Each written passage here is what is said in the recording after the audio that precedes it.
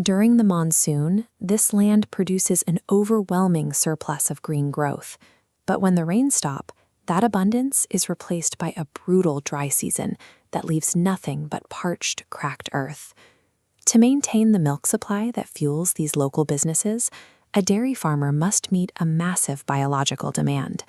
A single cow requires a constant daily volume of fresh green fodder to keep producing. Once the fields go dormant, the farmer enters an economic trap. Purchasing commercial feed often leads to debt and bankruptcy, but cutting back on food means the herd starves and production collapses. Survival depends on an immense logistical task, gathering thousands of pounds of fresh, wet grass during the monsoon and keeping it safe for half a year. Traditional storage fails because moisture is the enemy. Pile up wet grass and it rots into compost within days. Dry it into hay, and you lose the vital nutrients required for high-yield milk production. Surviving the drought is a biological puzzle. It requires a specific method to hit pause on the natural timeline of organic decay. The process begins at the height of the monsoon. The crop is harvested at peak nutritional value, while stalks are heavy with moisture. This green material is immediately fed into a chopper. Breaking the grass into tiny, uniform lengths exposes the internal plant sugars and moisture needed for the next phase. The chopped fodder is then hauled to a massive earthen pit, where tons of the wet material are dumped into a single, concentrated pile. To stabilize this mass, farmers use heavy machinery. They drive tractors repeatedly over the pile, using sheer weight to crush the material together. This crushing force is designed to squeeze out every possible pocket of ambient oxygen. Once compacted, the entire pile is sealed tightly under a heavy plastic tarp, cutting it off from the outside world. This logistical effort isn't just for storage.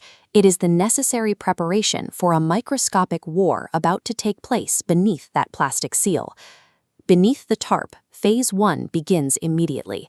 Aerobic or oxygen-breathing bacteria start multiplying in the few microscopic air pockets that survived the compaction.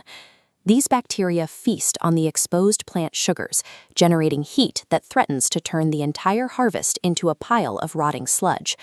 Because the seal is airtight, oxygen rapidly vanishes. As O2 drops to zero, aerobic bacteria die.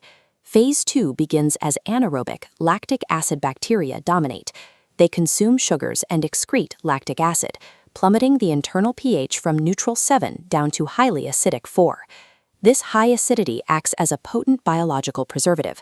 It instantly paralyzes all other microbial life, effectively stopping the process of decomposition entirely. By perfectly controlling oxygen levels, the farmer has weaponized nature to pickle an entire field of grass.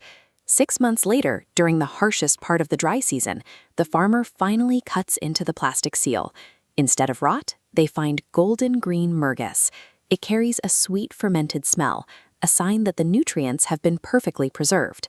The cattle now have access to nutrient-dense silage at a time when there isn't a blade of green grass for miles in any direction. This stability keeps milk yields high and prevents financial ruin, securing the farm's future despite the climate. Murghas is an elegant, low-cost engineering hack. It is a biological battery that stores the energy of the monsoon to provide resilience when the rains fail to fall.